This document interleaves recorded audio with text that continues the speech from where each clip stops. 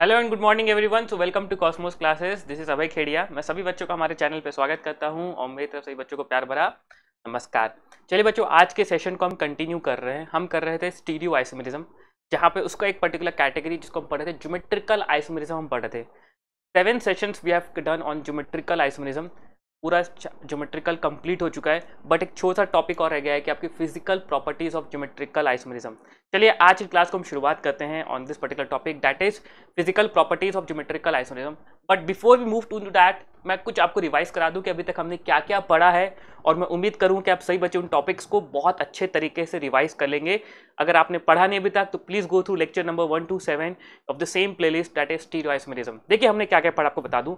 हमने पढ़ा कि स्टीरियो आइसोमेरिज्म बेसिकली क्लासिफाइड है दो कैटेगरीज में, one is optical and another is geometrical.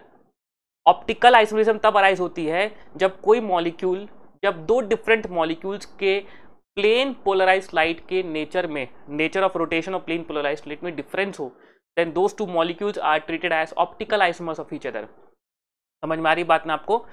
अब ऑप्टिकल आइसोमेरिज्म क्राइटेरिया हम नेक्स्ट क्लास से स्टार्ट करेंगे। अभी तक हमने पढ़ा था ज्योमेट्रिकल आइसोमेरिज्म, जहां पे मॉलिक्यूल का formula, molecular formula same, structure formula same, but atoms के या ग्रुप्स का स्पेस में अरेंजमेंट डिफरेंट होता है, and that too because of restricted rotation, hindered rotation between two selected atoms. उन दो एटम्स के बीच में अगर रोटेशन हिंडर्ड है और उसके कारण स्पेस में दो अलग अलग मॉलिक्यूल्स में अरेंजमेंट अलग होता है, अरेंज स्पेस में एटम्स का या ग्रुप्स का अरेंजमेंट डिफरेंट होता है, then those pair of isomers are treated as geometrical isomers and the phenomena is known as geometrical isomerism. मैंने आपको इस टॉपिक में अभी तक ये पढ़ाया कि कौन कौन से 6 कैटेगरी के मॉलिक्यूल्स ज्योमेट्रिकल आइसोमेरिज्म दिखाते हैं। हर एक कैटेगरी में थोड़ा बहुत फर्क है, हर एक कैटेगरी की रिक्वायरमेंट अगले, बट मैं आपको 6 कैटेगरी ऑफ मॉलिक्यूल्स हमने कवर किया था, एक बार रिवाइज करते हैं। बस मैं नाम दूंगा कैटेगरी का, आपको समझ में आ जाएगा। Pi bond containing molecules, cycloalkanes, cycloalkenes, pyrenes, cumulenes and biphenyl system. ये 6 सिस्टम में ज्योमेट्रिकल आइसोमेरिज्म दिखता है। तो ये 6 सिस्टम में आपको हर एक कैटेगरी की जो कंडीशंस हैं आपके टिप्स में होना चाहिए। ये आप मॉलिक्यूल को देखो और आपके दिमाग में ट्रिगर कर जाए, भाई साहब इस मॉलिक्यूल के एक और आइसोमर बन सकता है। अगर ये मॉलिक्यूल का आइसोमर 1 है तो उसका दूसरा आइसोमर मैं आपको बना के दिखा सकता हूं। ये ज्योमेट्रिकल आइसोमर की कंडीशन आपको दिखनी चाहिए, जिसमें हमने बहुत सारे एग्जांपल्स किए भाई, ठीक है ना। फिर मैंने आपको बताया था कि ज्योमेट्रिकल आइसोमर्स को डिफरेंशिएट कैसे करते हैं विद देयर नेम। बेसिकली या तो हम सिस ट्रांस यूज करते हैं, बट सिस ट्रांस की कंस्ट्रेंट क्या है कि जब उस रेस्ट्रिक्टेड रोटेशन के अबाउट जो एटम्स है उसमें कोई एक ग्रुप सेम हो जाए, तब उस ग्रुप के रेस्पेक्ट में हम सिस ट्रांस को डिफाइन कर सकते हैं। बट ऐसा जरूरी नहीं है कि उस रेस्ट्रिक्टेड रोटेशन के अराउंड कोई भी एक ग्रुप कॉमन हो जाए। अगर कोई भी ग्रुप कॉमन नहीं हो रहा है, चारों के चारों ग्रुप्स डिफरेंट है, then we can use EZ nomenclature. EZ nomenclature is based on priority orders, जिसका प्रायोरिटी ऑर्डर जो होता है it is decided on the base of CIP rule. उस CIP रूल्स को बेहद शानदार तरीके से प्रैक्टिस किया है। So please go through the sessions. अगर आपको EZ nomenclature में दिक्कत है, आपको प्रायोरिटी ऑर्डर में दिक्कत है, तो प्लीज रेफर द, मेरे ख्याल से प्रीवियस लेक्चर्स, ठीक है ना, वहां पे आपको दिख जाएगा पर्टिकुलर टॉपिक, ठीक है ना। फिर हमने लास्ट लेक्चर में क्या प्रैक्टिस किया था? लास्ट लेक्चर हमने sir number of geometrical isomers को कैलकुलेट करना सीखा था, जिसके दो फॉर्मूले थे। Number of geometrical isomers equals to 2 की power n when there are unsymmetrical ends in a molecule and when there are symmetrical ends the number of geometrical isomers थे 2 की पावर n-1 प्लस 2 की power p-1, where p is equals to n/2 when n is even, where p equals to n+1/2 where n is odd. What is n? It is number of stereo centres. Stereo centre क्या होता है? वो particular part of the molecule जिसके around molecule मेरा GI show कर रहा है, that is called it stereo centre. Stereo centre can be optical centre also, जो कि हम बाद में कवर करेंगे। मैं उम्मीद करता हूं आप सभी बच्चों को यहाँ तक सभी चीजें बहुत टिप्स में। प्लीज जितने भी बच्चे हैं, जो मेरे छात्र हैं, मेरे स्टूडेंट्स हैं, आप लोगों से मैं गुजारिश करूंगा, रिक्वेस्ट करूंगा कि प्लीज इस चैप्टर में कमांड बहुत अच्छा रखें, बिकॉज आगे की पूरी ऑर्गेनिक केमिस्ट्री इस पे डिपेंडेंट है। चलिए, अब GI का एक छोटा सा इंपॉर्टेंट टॉपिक है, बट इजी है, बट स्टिल क्वेश्चंस पूछे जाते हैं। कई बार स्टेटमेंट बेस्ड क्वेश्चन आते हैं, कई बार हमारी किस्मत खराब इसमें क्वेश्चन आ जाते हैं। Please next is physical properties of geometrical isomers. ये स्लाइड क्यों चेंज नहीं हो रही यार? Just give me 1 second.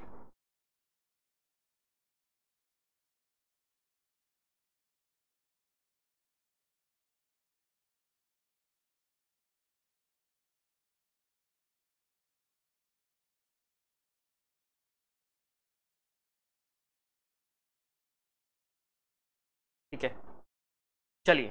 तो next is physical properties of geometrical isomers, जिसमें पहली फिजिकल प्रॉपर्टी पढ़ेंगे हम डायपोल मूवमेंट। आपको पता है डायपोल मूवमेंट क्या होता है? Dipole movement is the field, it is electrical field which is created due to the separation of charges. जब दो चार्जेस को आप सेपरेट करते हैं, ये आपने केमिकल बॉन्डिंग पढ़ा हुआ है बट रिवाइज करा देता हूँ। जब दो इक्वल एंड अपोजिट चार्जेस को आप विद सम डिस्टेंस डी पे रखते हैं, तब उसके कारण जो फील्ड क्रिएट होती है, that field is known as dipole, ठीक है ना। और उस फील्ड को कैलकुलेट करने का तरीका है, इट इज अ पैरामीटर, एक पैरामीटर है जो फील्ड के मैग्नीट्यूड को कैलकुलेट करता है, इसको हम बोलते हैं dipole movement. And the magnitude of dipole movement is given by Q into D, where Q is a charge which is developed on the charges on the atoms and D is the distance between them. सबसे important point जो आप लोगों को पता होना चाहिए dipole movement के लिए, क्या क्या sir? Direction of dipole movement. और वही चीज आपका डायपोल मूवमेंट अब डिसाइड कर, because dipole is a vector quantity. बस वो पार्ट इंपॉर्टेंट है, ध्यान रखना। डायपोल एक वेक्टर क्वांटिटी है, इट मींस उसका डायरेक्शन भी होता है। मैग्नीट्यूड तो है Q into D, बट इसका एक पर्टिकुलर डायरेक्शन होता है। And the direction of dipole movement is from, कहां से कहां होता है बेटा? It is from positive end to negative and.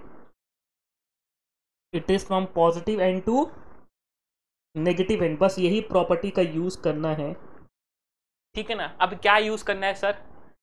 Generally हम बोलते हैं सिस इज का डायपोल ज्यादा होता है as compare to trans generally, but ये 100% स्टेटमेंट करेक्ट है क्या? गलत। अगर एक स्टेटमेंट आ गया रीजन असर्शन में, dipole movement of cis is greater than trans, statement false है, बिकॉज कुछ केसेस में the dipole of trans is also greater than cis. कुछ केसेस में जनरली बोलेगा, अगर जनरली वर्ड यूज कर रहा है, generally the dipole movement of cis is greater than trans, then it is okay. Generally means ज्यादातर, but हमेशा नहीं। In some cases the dipole of trans is also greater than cis. Example के तौर पे देखो बेटा, बहुत सिंपल एग्जांपल है, आपने पहले भी किया होगा। आपको डायपोल मूवमेंट का डायरेक्शन पता है, it is from positive to negative end, ठीक है ना। अब यहाँ पे देखो, ये जो मॉलिक्यूल है, पहले यहाँ पे थोड़ा सा काम कर लो। ये कार्बन आपका sp2 हाइब्रिडाइज्ड है और ऊपर वाला कार्बन आपका sp3। ये कार्बन sp2, ऊपर वाला कार्बन sp3। थोड़ा मोटा मोटा लिखा रहा है, पेंसिल पतला कर लेते हैं यार, जगह नहीं बनती है ऐसे में। इट इज sp2, ऊपर वाला sp3, again it is sp2 और ऊपर वाला sp3। और आई थिंक बच्चे को पता है सर, इलेक्ट्रोनेगेटिविटी का ऑर्डर क्या होता है? sp carbon is more electronegative than sp2 carbon, sp2 carbon is more electronegative than sp3 carbon. तो यहाँ पे इलेक्ट्रोनेगेटिव कार्बन है, इट मीन्स वहाँ पे पार्शियल नेगेटिव चार्ज है, और जो हमारा लेस इलेक्ट्रोनेगेटिव एलिमेंट है उसमें पार्शियल पॉजिटिव चार्ज है, बिकॉज दोनों की इलेक्ट्रोनेगेटिविटी में डिफरेंस है। इलेक्ट्रोनेगेटिविटी डिफरेंस होना मीन्स दोनों में पार्शियल चार्जेस क्रिएट होना, इसी को तो हम इलेक्ट्रोनेगेटिविटी बोलते हैं, ठीक है ना। तो यहाँ पे आप बोलोगे सब पॉजिटिव एंड कहाँ क्रिएट हुआ? हमारा पॉजिटिव चार्ज क्रिएट हुआ ऊपर वाले में, नीचे वाले कार्बन पे हुआ नेगेटिव एंड, इसमें पार्शियल पॉजिटिव, इसमें पार्शियल नेगेटिव। तो डायपोल का डायरेक्शन कैसे होगा बेटा? From positive to negative. तो यहाँ पे सर डायपोल का डायरेक्शन ये होगा, ये एरो दिख रहा है क्या आपको? ये ऐसे एरो को हम इसको रिप्रेजेंट करते हैं डायपोल से। सिमिलरली ऊपर भी डायपोल का डायरेक्शन कैसा होगा? ऐसा होगा। पॉजिटिव एलिमेंट में से क्रॉस बनाते हैं और बाकी जो नेगेटिव एंड की तरफ एरो जाता है। तो क्या आप बोल सकते हो दोनों वेक्टर्स नीचे की तरफ है, तो ओवरऑल इसका जो वेक्टर होगा नेट वाला, ये नीचे की तरफ आएगा, म्यू नेट आएगा, जो कि नॉट इक्वल टू जीरो है। जीरो नहीं हो सकता बिकॉज दोनों सेम डायरेक्शन में, तो वेक्टर्स ऐड हो रहे हैं तो मैग्नीट्यूड भी बढ़ेगा सर। जबकि जो ट्रांस वाला मॉलिक्यूल है उसको आप एक बार ऑब्जर्व करेंगे, तो ट्रांस वाले मॉलिक्यूल में अगेन डायपोल का डायरेक्शन क्या है? From positive to negative. So positive end ये रहा, यहां भी पॉजिटिव टू नेगेटिव ये रहा। भाई दोनों डायपोल्स अपोजिट डायरेक्शन में, मैग्नीट्यूड सेम है, बिकॉज मैग्नीट्यूड क्या था? Q into D, Q same because दोनों कार्बन कार्बन के बीच में, D भी सेम बिकॉज दोनों सेम एलिमेंट के बीच में। तो भाई यहाँ तो म्यू नेट क्या हो गया? जीरो हो गया। किसका डायपोल ज्यादा हो गया? सिस का डायपोल ज्यादा हो गया। तो generally the dipole moment of cis molecule is greater than trans molecule. Generally word है, ध्यान रखना, ठीक है ना। But in some cases dipole of trans also greater than cis. उसका एग्जाम्पल आपके नीचे। So this is your example 1। दूसरा एग्जाम्पल ये रहा, देखो। तो स्टेटमेंट बहुत ध्यान रखिए बच्चों, अगर किसी ने स्टेटमेंट दिया dipole moment of cis is greater than trans, then statement गलत है। फिर लोगों ने रीजन लिखा, फिर रीजन क्या लिखा लोगों ने?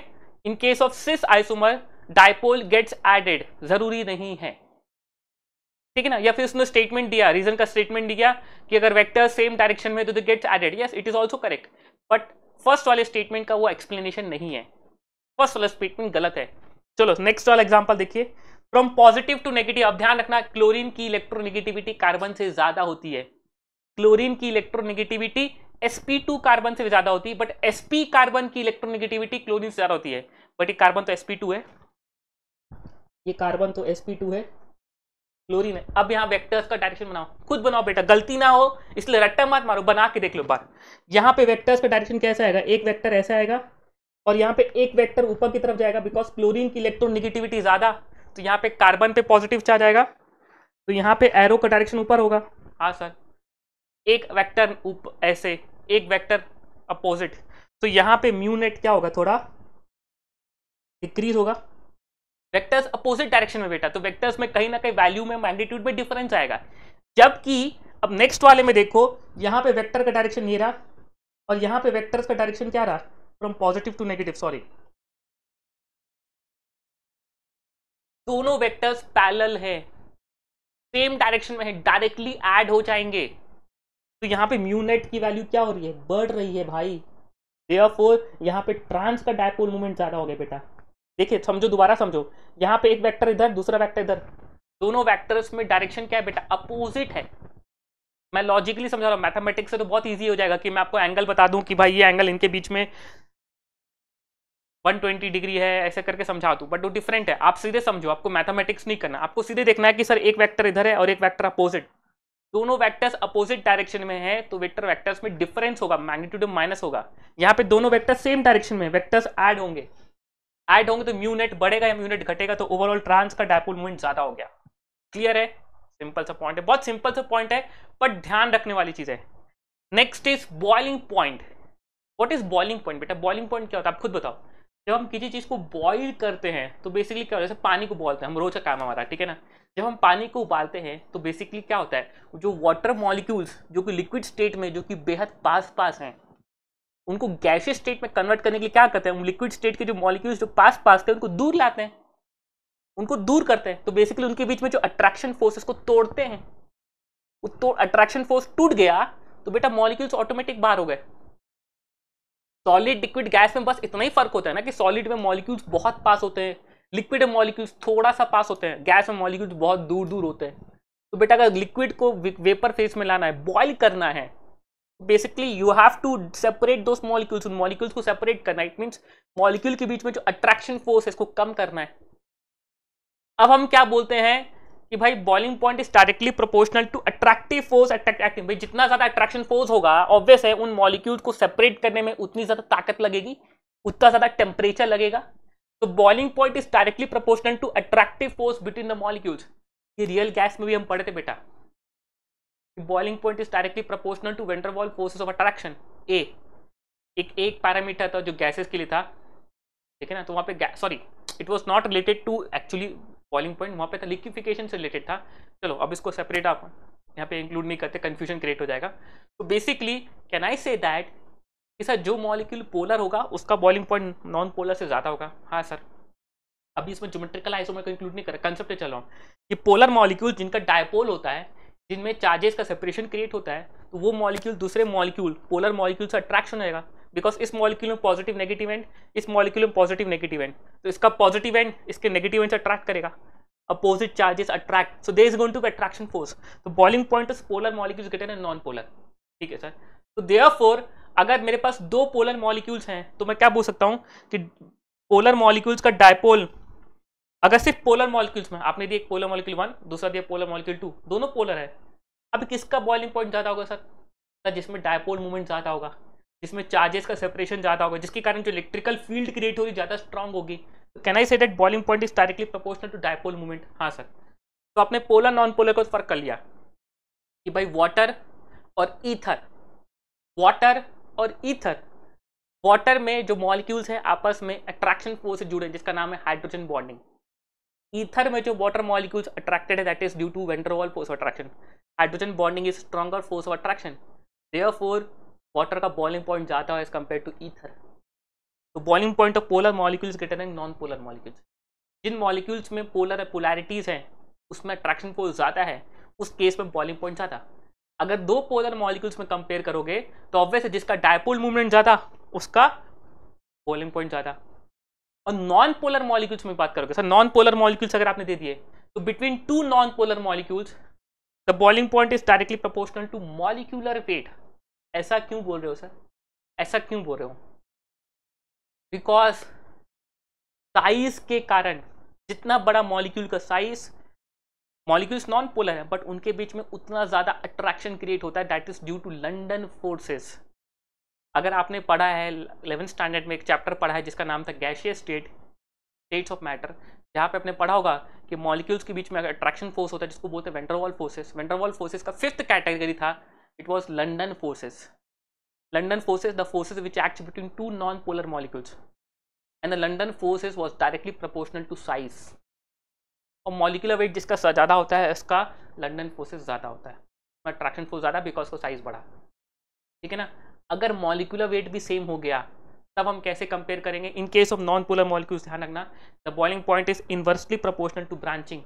भाई मॉलिक्यूल्स में जितनी ब्रांच, ये मॉलिक्यूल है, अब इसमें ब्रांचिंग हो गई, ये मॉलिक्यूल उठ के पार्ट यहाँ आ गया तो साइज तो छोटा होते गया ना, साइज छोटा होते गया तो क्या वेन डर वाल फोर्स जो लंडन फोर्स है वो कम होते गया। तो yes, boiling point is inversely proportional to branching. ये तो बेटा ये कंसेप्ट है बॉइलिंग पॉइंट जो कि बहुत बेसिक है, जो कि आपके टिप्स में होना चाहिए। ये बेसिक्स हो गया, ये बेसिक्स हो गया कि बेसिक्स ऑफ बॉइलिंग पॉइंट। अगर आपसे पूछूंगा कि बॉइलिंग पॉइंट कंपेयर करना तो आप क्या क्या देखोगे? पहले चेक करूंगा सर किसका कौन पोलर है कौन नॉन पोलर है। जो पोलर है सर उनका बॉइलिंग पॉइंट ज्यादा है as compare to non polar. अगर सर मेरे पास दो मॉलिक्यूल्स है जो पोलर है तो उसमें चेक करूंगा किसका डायपोल मूवमेंट ज्यादा, ठीक है ना। ध्यान रखना, डायपोल मूवमेंट का मैग्नीट्यूड तो हमको नहीं पता होता है, बट मैंने आपको बताया है कि डायपोल मूवमेंट के केस में जो फैक्टर है Q × D, Q is the deciding factor. जिसमें Q ज्यादा उसका डायपोल मूवमेंट ज्यादा, तो जिसका Q ज्यादा उसमें डायपोल ज्यादा हो जाएगा, ठीक है सर, बहुत बढ़िया। Q कैसे निकालेंगे सर? जिसमें इलेक्ट्रोनेगेटिविटी डिफरेंस ज्यादा। What is Q in case of molecule? एक कोवलेंट मॉलिक्यूल के केस में Q क्या है? It is a charge developed on the atoms due to the difference in electronegativity. Electronegativity क्या था? Tendency to do pair of electrons. तो जो electrons को ज्यादा पेयर करेगा उसमें ज्यादा पार्शियल पॉजिटिव चार्ज क्रिएट होगा। पॉजिटिव चार्ज तो हम क्रिएट नहीं कैलकुलेट कर सकते, बट हम ये बता सकते हैं कि इसमें इलेक्ट्रोनेगेटिविटी डिफरेंस ज्यादा है, इसमें इलेक्ट्रोनिक डिफरेंस कम है, तो उसमें चार्ज ज्यादा क्रिएट होगा, तो उसका डायपोल मूवमेंट ज्यादा। अब दो नॉन पोलर के मॉलिक्यूल्स के बीच में कैसे कंपेयर करें? जिसका मास ज्यादा, मॉलिक्यूलर मास ज्यादा, उसका बॉइलिंग पॉइंट ज्यादा। बट अगर मान लीजिए सर नॉन पोलर मॉलिक्यूल्स वो मान लीजिए मास भी सेम हो गए, तब क्या करेंगे सर हम? तब ब्रांचिंग देखना है बेटा। हो सकता है किसी ने किसी मॉलिक्यूल में ब्रांचिंग होगी, ब्रांचिंग के कारण उसका साइज छोटा हो जाएगा, साइज छोटा होने के कारण उसका बॉइलिंग पॉइंट भी कम हो जाएगा, बिकॉज साइज छोटा तो लंडन फोर्सेस कम हो गए। भाई नॉन पोलर मॉलिक्यूल्स के बीच में जो अट्रैक्शन फोर्स होता है उसको बोलते हैं London forces. London forces is directly proportional to size, तो साइज छोटा तो लंडन फोर्सेस कम, लंडन फोर्सेस कम तो बॉइलिंग पॉइंट कम, तो boiling point is inversely proportional to branching. Therefore ये generally statement, again it is a general statement. General means हमेशा होता है क्या? नहीं, in general the boiling point of cis is greater than trans. क्यों? Because हमने पढ़ा है अभी कि सर डायपोल भी सिस का ज्यादा होता है एज कंपेयर टू ट्रांस, तो therefore in general boiling point of cis is greater than trans, but in some cases boiling point of trans can also be greater than cis। ये कब कौन सा सेम केस है बेटा? ये कौन सा सेम केस है? When जब ट्रांस का डायपोल इज ग्रेटर देन क्या हो जाए? सिस का डायपोल। अभी पीछे के एग्जांपल करा है, यहाँ पे ट्रांस का डायपोल ज्यादा हो गया एज कंपेयर टू सिस का डायपोल, तो in some cases no doubt the boiling point of trans can also be greater than cis. Question आएगा उसकी लॉजिकली बेटा, मैं रट्टा नहीं मार सकते यहाँ पे, चीज़ों को समझ के क्वेश्चन के एग्जांपल को देख के आपको चेक करना पड़ेगा कौन पोलर है कौन नॉन पोलर है, किसका डायपोल ज्यादा किसका डायपोल कम। जिसका डायपोल ज्यादा उसका बॉइलिंग पॉइंट ज्यादा। तो अगर मैंने बोला in general statement generally the boiling point of cis is greater than trans, yes it is okay. But statement मैंने बोला the boiling point of cis is greater than trans, it is a wrong statement. General statement बोलूंगा ठीक है sir होता है, because सिस में dipole sir same directions में होते हैं, सिस मॉलिक्यूल्स में तो जनरली डायपोल्स ऐड हो जाते हैं, ट्रांस में डायपोल्स हमेशा कैंसिल होने की चांसेस ज्यादा होती हैं। नो डाउट सिस का बॉइलिंग पॉइंट ज्यादा होता है जनरली, हमेशा नहीं। क्लियर है यहां तक? सिंपल सी प्रॉपर्टी से बेटा बस कुछ की पॉइंट्स को आपको ध्यान रखना है। Third is melting point, melt करना बेटा। मेल्ट मीन्स क्या करना? सॉलिड को लिक्विड स्टेट में लाना। अब सॉलिड में क्या होता है बेटा? सॉलिड में एटम्स या मॉलिक्यूल्स के बीच में पैकिंग होती है, जैसे आइस, तो आइस में वाटर मॉलिक्यूल्स आपस में पैक्ड है। अब ये मॉलिक्यूल जितनी अच्छी पैकिंग में रहेंगे ऑब्वियस है आपको उसको मेल्ट करने के लिए उतना ज्यादा टेम्परेचर देना पड़ेगा। जैसे एग्जांपल देखो, मान लो आपके घर पे आपका बर्थडे, दो फ्रेंड्स हैं आपके, एक ने भाई इतनी तगड़ी पैकिंग करी और एक ने नॉर्मल सा वही जो बॉक्स मिला मार्केट से उसी बॉक्स में उठा के लाके डाल दी, सिर्फ एक टेप लगा दिया। बताइए भाई साहब किसको अनपैक करने में आपको टाइम ज़्यादा लगेगा, मेहनत ज़्यादा लगेगी? जिसमें उसने मार 3-4 लेयर की पैकिंग करी, पहले उसने अच्छे से टेप लगाया पूरे गिफ्ट में, जगह जगह टेप लगा दिया, फिर उसने पेपर वाली कवरिंग करी, फिर उसने फॉइल वाली लगाई, फिर उसने नेम स्टिक लगाई, उसमें भी बहुत सारे टेप लगा दिए। भाई जिसकी पैकिंग अच्छी, ऑब्वियस है सॉलिड्स में पैकिंग होती है, जिसमें पैकिंग जितनी अच्छी सॉलिड्स में उसका मेल्टिंग पॉइंट उतना ज़्यादा। So melting point is directly proportional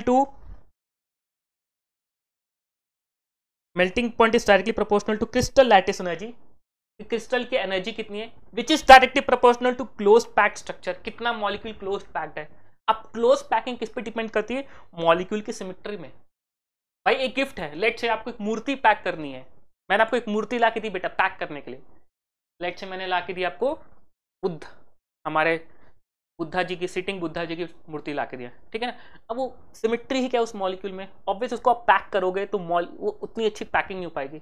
but अगर मैंने आपको ऐसे बेसिक सा फोन दिया, बेटा इसको पैक करो आप, एक परफेक्ट स्क्वायर शेप का, पैकिंग अच्छी हो जाएगी।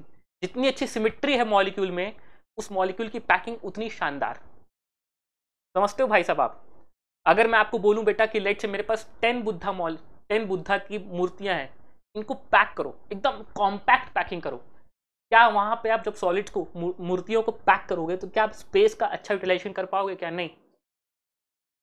समझने की कोशिश करें बेटा, भूल जाओ कि वो लकड़ी की है, let's assume it to be wood, टूटेगी नहीं, बट क्या आप प्रॉपर यूटिलाइजेशन स्पेस कर पाओगे? वहां पे बहुत सारी वेकेंट स्पेस रहेगी, पैकिंग उतनी अच्छी नहीं रहेगी। यही मैं आपको 10 फोन ला के दूं और आपको बोले बेटा फोन को पैक करो, तो फोन को तो मस्त चिपका के रख दोगे, एकदम पैकिंग क्या होगी, क्लोज पैकिंग होगी। जितनी अच्छी पैकिंग होगी उसका मेल्टिंग पॉइंट भी उतना हाई हो जाएगा।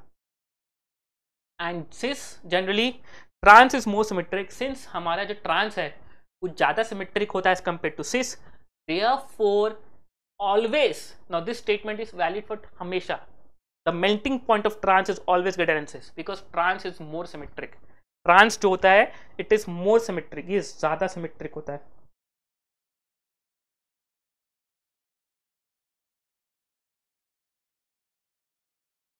Therefore this point is valid always, it is valid always, ये पॉइंट हमेशा वैलिड है। बॉइलिंग पॉइंट के केस में बोल सकता हूँ क्या? नहीं, ये सब बॉइलिंग पॉइंट सिस का ज्यादा होता है ट्रांस से, नहीं। और मेल्टिंग पॉइंट के केस में I can say this statement कि melting point of trans is always greater than cis because trans की पैकिंग ज्यादा अच्छी होती है। एग्जाम्पल के तौर पर देखो, मैं रैंडम समझाने की कोशिश कर रहा हूँ, ये एक ट्रांस मॉलिक्यूल है, देखो एटम्स कितने क्लोजली पैक हो सकते हैं, ऐसे देखो ना, चिपका के रखता हूँ, दैट इज माई ट्रांस। इसमें थोड़ा सा दिक्कत आता है, इसमें थोड़ा सा दिक्कत होता है, इसको मैं बोलूँगा यहाँ पे मेरी पैकिंग कैसी, बेटर। देखो सब रिलेटिव टर्म्स हैं, ठीक है ना, सर आप मत बोलना, इसे अच्छी पैकिंग करके दिखा सकता हूँ। भाई हम सिस ट्रांस की बीच में कंपेयर कर रहे हैं, तो यस ट्रांस की packing is more efficient than cis, clear है? तो yes melting point of trans molecule is always greater than cis molecule. क्या ये पॉइंट क्लियर है? Now the last point which is very important, that is stability. Stability सबको पता है, I think मेरे ख्याल से बहुत बेसिक सी बात है, trans is more stable than cis. Again if I am using a statement, trans in general, trans is more stable than cis, that statement is correct because cis molecules में sir क्या होता है, since both the same groups are lying on the same side, group same side होने के कारण क्या हो रहा है, इन ग्रुप्स के बीच में कौन सा रिपल्शन हो रहा है, वेंडर वॉल रिपल्शन हो रहा है, स्टेरिक रिपल्शन हो रहा है। And due to this steric repulsion the cis molecule is less stable than trans. So again can I say that इनके बीच में कौन सा रिपल्शन हो रहा है, this is my van der Waal repulsion बोल लो या स्टेरिक रिपल्शन बोल लो। Due to the steric repulsion इनकी स्टेबिलिटी क्या हो गई, स्टेबिलिटी क्या हो गई, डिक्रीज हो गई, और इसकी स्टेबिलिटी क्या है, रिलेटिवली ज़्यादा है। रिपल्शन क्या है यहाँ पे रिपल्शन क्या है, लेस है ही नहीं, बहुत दूर दूर है भाई, वो जो बल्कियर ग्रुप से बहुत दूर दूर है। स्टेटमेंट को पढ़ें ध्यान से, मैं अपने आप को हाइड कर रहा हूँ, मैंने एक स्टेटमेंट लिखा है, प्लीज़ आप यहाँ पे बहुत गौर फरमाएंगे, सभी बच्चे बहुत ज़्यादा गौर फरमाएंगे। Again I am using the statement, in general trans is more stable and cis because in cis molecule repulsive forces takes place due to van der Waal strain. Van der Waal strain के कारण, वेंडरवॉल स्ट्रेन के कारण इनके बीच में क्या हो रहा है, ग्रुप्स के बीच में कौन सा हो रहा है, रिपल्सिव फोर्सेस क्रिएट हो रहे हैं। But in some cases not, is very important point, अब ये सब चीजें तो बतानी ही मेन, but in some cases if this repulsive forces, अगर ये रिपल्सिव फोर्सेस के बजाय ये फोर्सेस मेरे अट्रैक्टिव फोर्सेस में कन्वर्ट हो गए, then in that case cis is more stable than trans.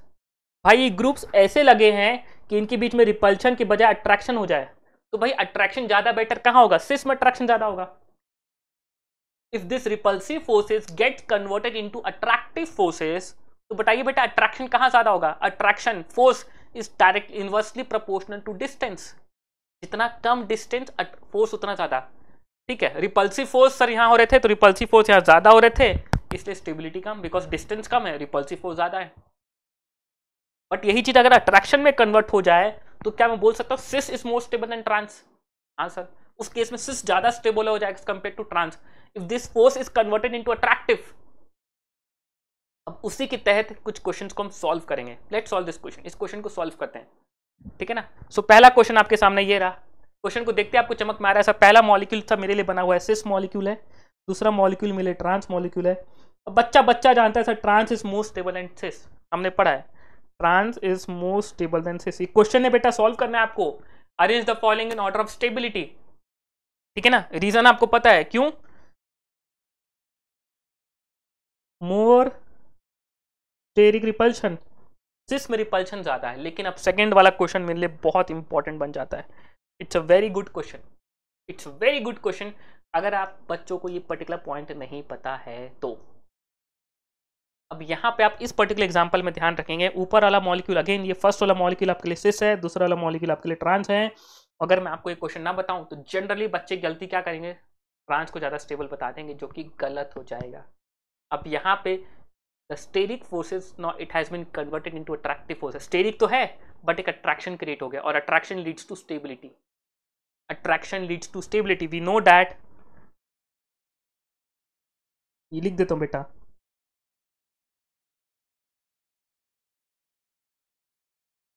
Attraction leads to stability. Sir ऐसा क्यों होता है, अट्रैक्शन से स्टेबिलिटी क्यों आती है, बिकॉज अट्रैक्शन से हमारी एनर्जी कम होती है, पोटेंशियल एनर्जी कम होती है। भाई आप लोग भी इस चीज़ को फील करते हैं, आप लोग यंग जनरेशन है, लेकिन आप लोगों को भी अपने क्लासरूम्स में, अपने मोहल्ले में, अपने एरिया में आपको भी कहीं ना कहीं किसी से क्रश हो जाता है।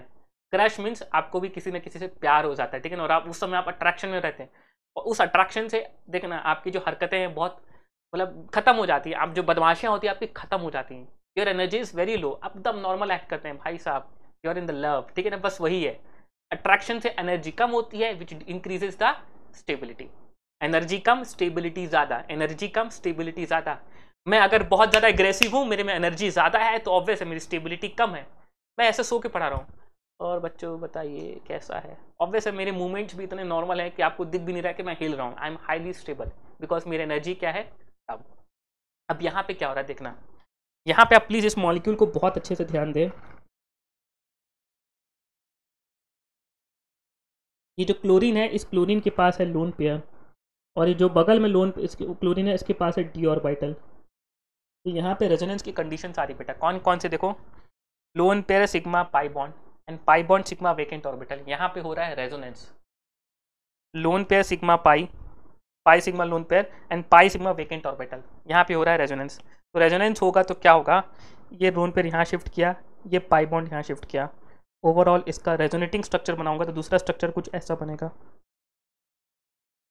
सॉरी पाई बॉन्ड यहाँ आ जाएगा और वाला पाई बॉन्ड यहाँ आ जाएगा इस क्लोरीन पे, और इस क्लोरीन पे, इस क्लोरीन में आगे पॉजिटिव चार्ज, इस क्लोरीन में आगे नेगेटिव चार्ज, और इनके बीच में क्या हो गया, अट्रैक्शन, अट्रैक्शन फोर्स।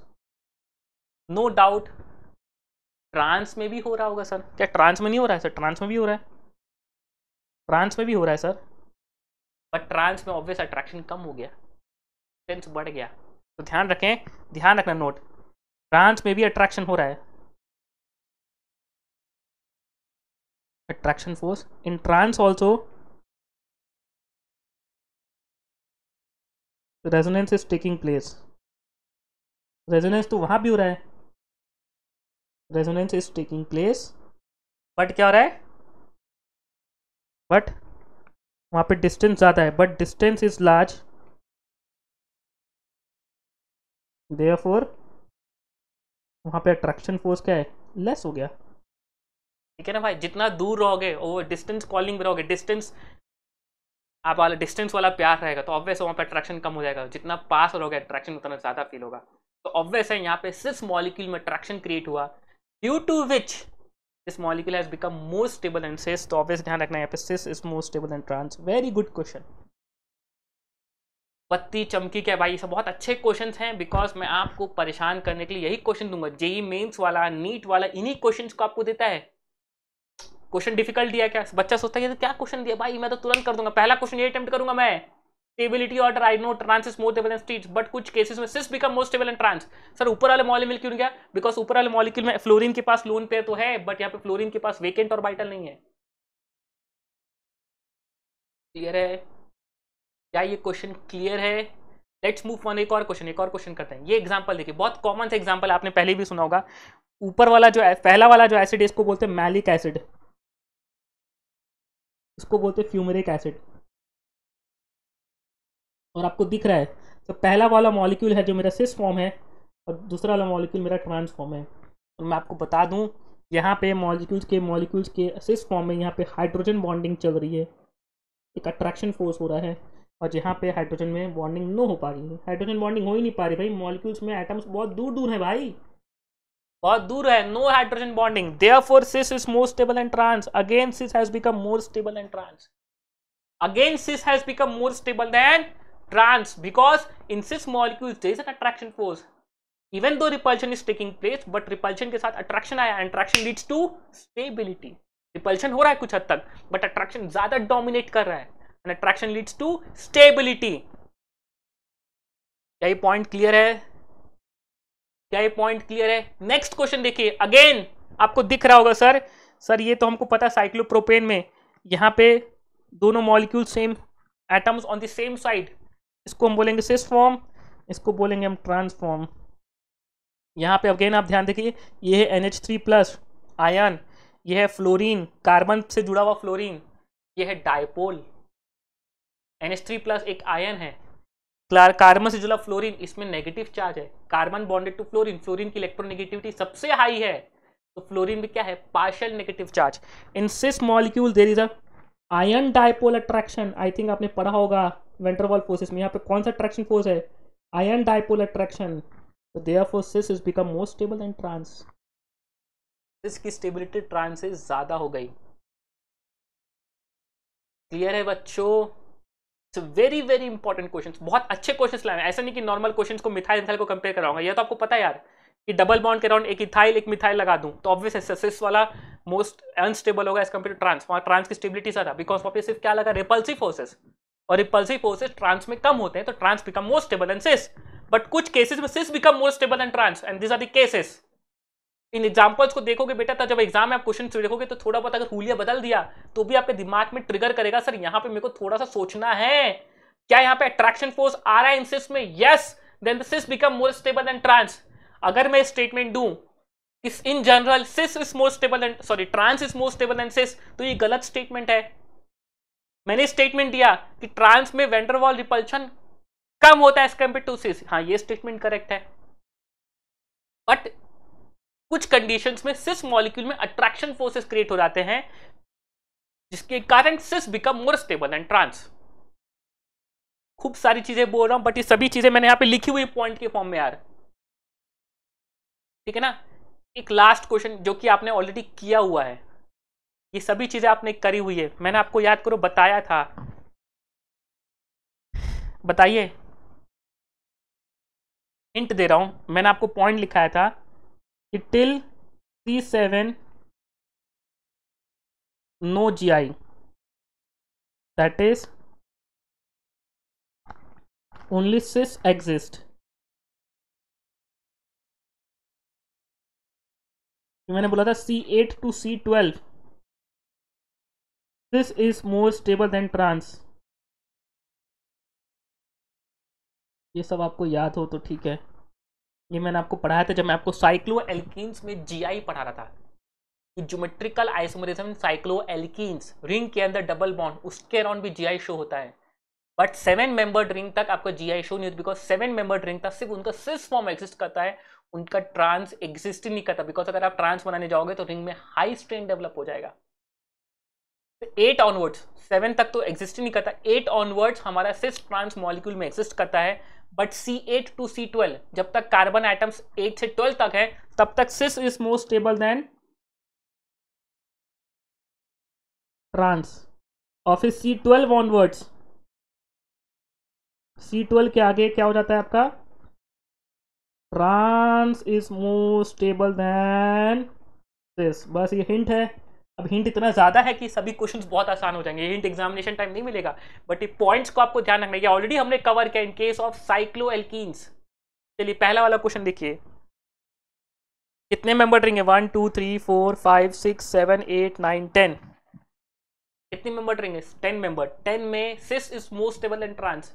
अब सिस ट्रांस कैसे पता चलेंगे, ये डबल बॉन्ड के राउंड दोनों मॉलिक्यूलर ग्रुप्स, दो बड़े बड़े ग्रुप्स कहाँ हैं, सेम साइड है, देयरफॉर ये फॉर्म क्या हो गया सिस, और ये फॉर्म क्या हो गया ट्रांस। ये देखिए इसमें डबल बॉन्ड के अराउंड एक बॉन्ड यहाँ एक बॉन्ड यहाँ, ये ट्रांसफॉर्म है, ये डबल बॉन्ड के अराउंड ग्रुप्स कैसे अपोजिट साइड है, ट्रांसफॉर्म है, इसका हाइड्रोजन एक इधर होगा एक हाइड्रोजन इधर होगा ऐसे, इसका एक दोनों हाइड्रोजन इस तरफ होंगे सेम साइड होंगे, इसका एक हाइड्रोजन इधर और एक हाइड्रोजन इधर, अपोजिट साइड है, ट्रांसफॉर्म। सो यहाँ पे cis is more stable and trans, but C12 onwards trans become more stable and cis. तो यहाँ पे चेक कर लो 1 2 3 4 5 6 7 8 9 10 11 12 13। नाउ चेक करिए भाई पहला वाला मॉलिक्यूल का कौन सा फॉर्म है, सर दोनों बॉन्ड सेम साइड है डबल बॉन्ड के, therefore this particular form is cis form. दोनों बॉन्ड सिस डबल बॉन्ड के अपोजिट साइड है, एक इधर है एक अपोजिट है, अपोजिट साइड है, therefore this is my trans form. Now here trans is more stable than cis. Clear है बच्चों, एक बार सभी बच्चे प्लीज बोर्ड को नजर दौड़ाएंगे, स्टेबिलिटी वाला पॉइंट मेरे लिए आपके लिए बेहद इंपॉर्टेंट है। स्टेबिलिटी में अगर मैं स्टेटमेंट देता हूं generally trans is more stable and cis, because in case of trans molecule the van der Waal repulsion is less, वहां पे वेंडरवॉल रिपल्शन कम होता है, स्टेरिक रिपल्शन कम होता है। इस स्टेटमेंट करेक्ट है, एक्सप्लेनेशन भी करेक्ट है, but I have used the word generally. But in some cases cis is also more stable and trans, because in some cases अगर वो अट्रैक्शन के रिपल्शन के साथ साथ अगर कोई एक अट्रैक्शन फोर्स भी क्रिएट हो गया, then in that case cis becomes more stable and trans. Example के तौर पे जो क्वेश्चन है वही कई क्वेश्चन ही आपके एग्जांपल्स हैं। पहले वाले मॉलिक्यूल्स में कोई अट्रैक्शन कोई रिपल्शन नहीं, तो बेसिकली रिपल्शन ही है, तो हम क्या बोलेंगे sir trans is more stable and सिस।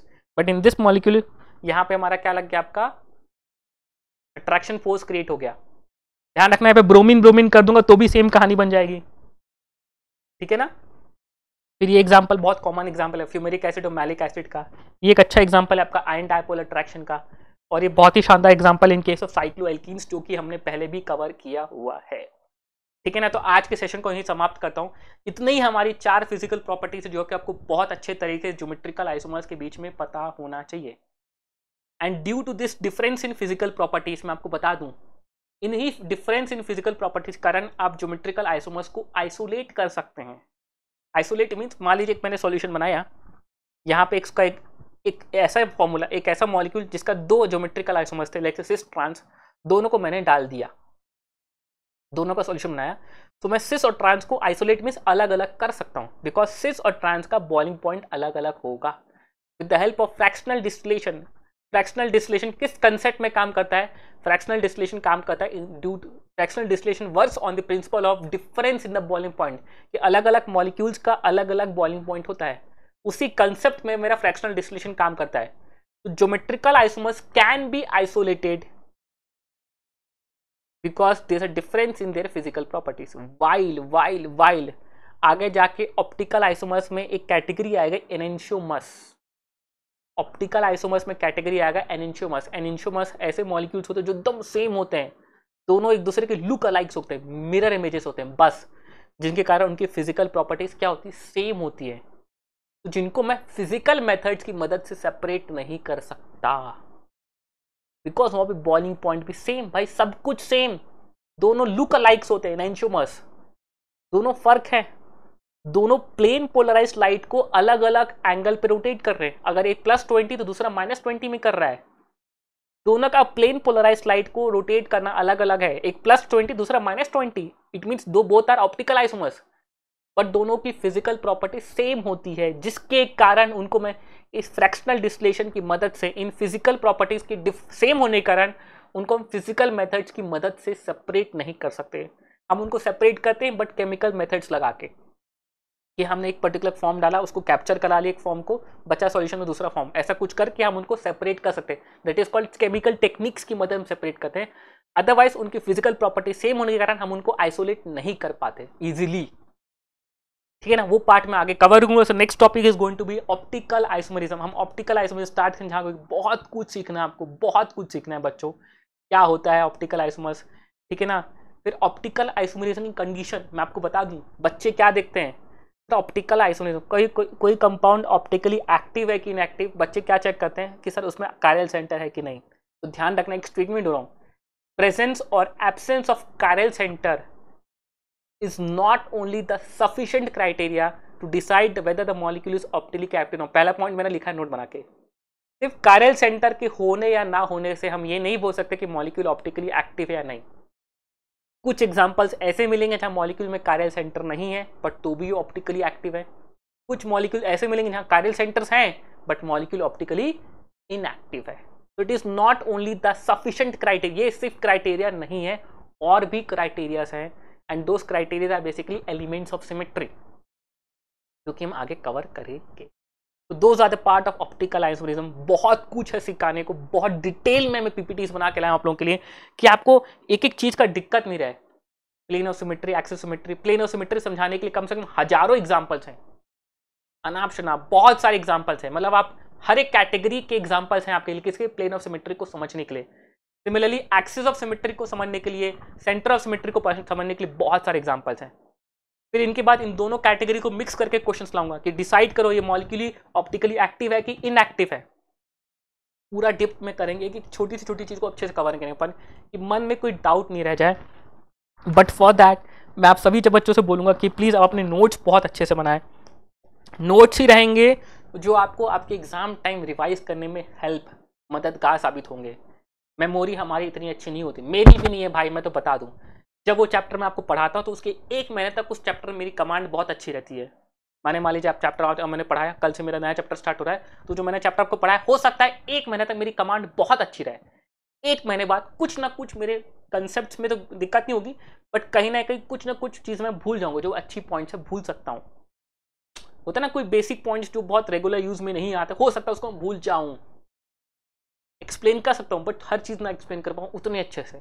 मैं भी जब क्लास में कोई नया टॉपिक स्टार्ट करता हूँ फर्स्ट टाइम के लिए उस पर्टिकुलर ईयर पे, तो मैं उसको एक बार जरूर रिवाइज करके आता हूँ कि मेरा कंटेंट बहुत स्मूथ जाए। उसी तरीके से आपको भी चीज़ों को बहुत रेगुलर बेसिस में रिवाइज करना है। आपका जब भी पेपर में वो पर्टिकुलर टॉपिक आ रहा है आपको पढ़ना ही है वो टॉपिक। मैं आपको आदत बता रहा हूँ, बच्चों की आदत क्या होती है, मैं एग्जाम्पल्स दे रहा हूँ बेटा। मेरे बच्चों, मैंने देखा फेस टू फेस, मैंने बच्चों को पढ़ाया, मैंने देखा है। कल आपका एक टेस्ट है मान लीजिए सेंटर पे, टेस्ट में टॉपिक्स आए, उसमें करंट टॉपिक एक आया टेस्ट में, और पुराने के 2-3 टॉपिक्स आए, 11th स्टैंडर्ड का एक टॉपिक आया। बच्चे क्या सोच रहे हैं, यार ये करंट टॉपिक का वेटेज ज़्यादा है, मेरे को तो अपने सेंटर में रैंक क्रिएट करनी है, मैं करंट टॉपिक पढ़ के जाऊँगा। गलत है भाई। हम पुराने सब्जेक्ट्स, पुराने टॉपिक्स का हम रिविजन टेस्ट ही इसलिए रखते हैं कि आप पुराने टॉपिक्स को रेगुलर रिवाइज कर लें। आपको जैसे ही पता लगा आपका सिलेबस ये टॉपिक्स आ रहे हैं, आपको कैसे भी करके उन चैप्टर्स की नोट्स को एटलीस्ट रिवाइज करना है। Better you can solve some questions also, but notes तो एटलीस्ट आपको पढ़ने सारे पलटने ही है। और जितनी बार आप पढ़ने पलटोगे उस पर्टिकुलर चैप्टर के, आपका चैप्टर उतना ही आपके दिमाग में पिक्चर बना के सेट हो जाएगा, एकदम परमानेंट बैठ हो जाएगा भाई, मुझसे अच्छा आपको याद हो जाएगा। तो please make sure you are updating your notes on the regular basis. You can join my Telegram channel, जहां मैं अपनी पीपीटीज को अपलोड कर दिया करूंगा आप लोगों के लिए, so that you can refer it for making your notes, and you can also later refer on for the pictures and diagrams on the PPTs, ठीक है ना। So please join our telegram channel and also subscribe to our channel। Video को like करो and share करो with your friends, so that I can reach to maximum number of students in India। चलिए, see you in the next class, then take care, goodbye, have a nice day। We'll start with optical eyes on next class, ठीक है। चलिए, bye bye, take care।